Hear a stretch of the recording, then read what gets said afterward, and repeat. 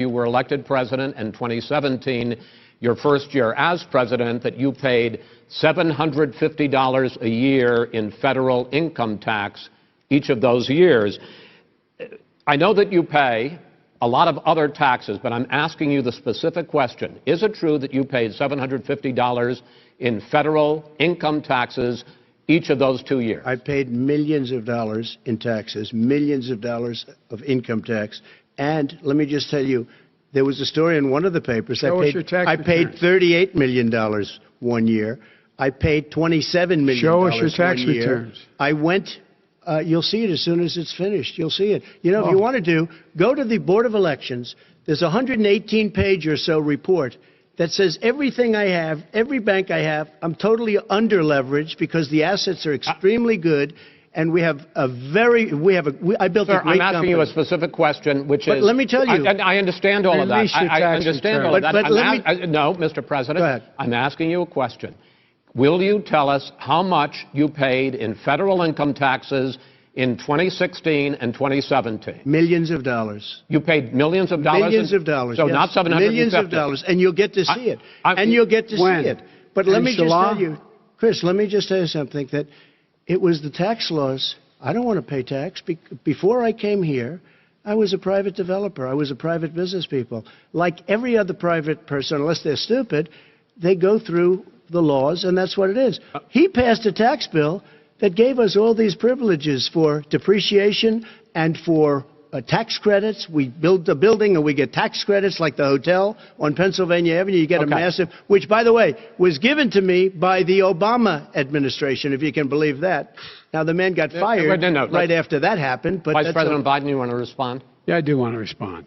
Look, the tax code that made him, put him in a position that he pays less tax than a school teacher makes on the money a school teacher makes is because of him he says he's smart because he can take advantage of the tax code.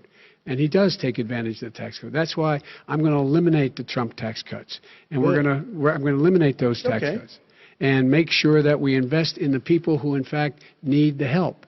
People out there need help. But why didn't you do it over the last 25 years? Because you weren't president screwing things up. You were a senator. And You're the worst president America has ever had. Hey, Come Joe, on. Let me just tell you, Joe, I've done more in 47 months. I've done more than you've done in 47 years, Joe.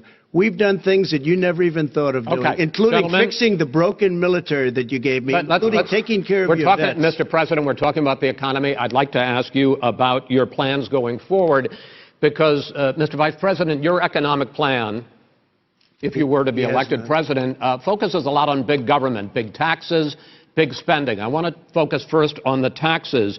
You propose more than $4 trillion over a decade in new taxes on individuals making more than $400,000 a year and on corporations. President Trump says that that kind of an increase in taxes is going to hurt the economy as it's just coming out of a recession. Well, just take a look at what the analysis done by Wall Street firms. Points out that my economic plan would create 7 million more jobs than his in 4 years, number one.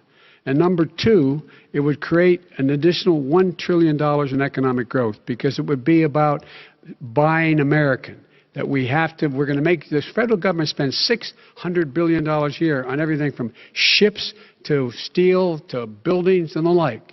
And under my proposal, we're going to make sure that every penny of that has to be made by a company. But respectfully, sir, I'm talking about taxes, not spending. By the way, I'm going to eliminate a significant number of the tax. I'm going to make the corporate tax 28%. It shouldn't be 21%. You have 91 companies, in the Fortune 500, who don't pay a single penny in tax, making billions of dollars. Why didn't you do it before when you were vice president with Obama? Because you, in fact, passed that.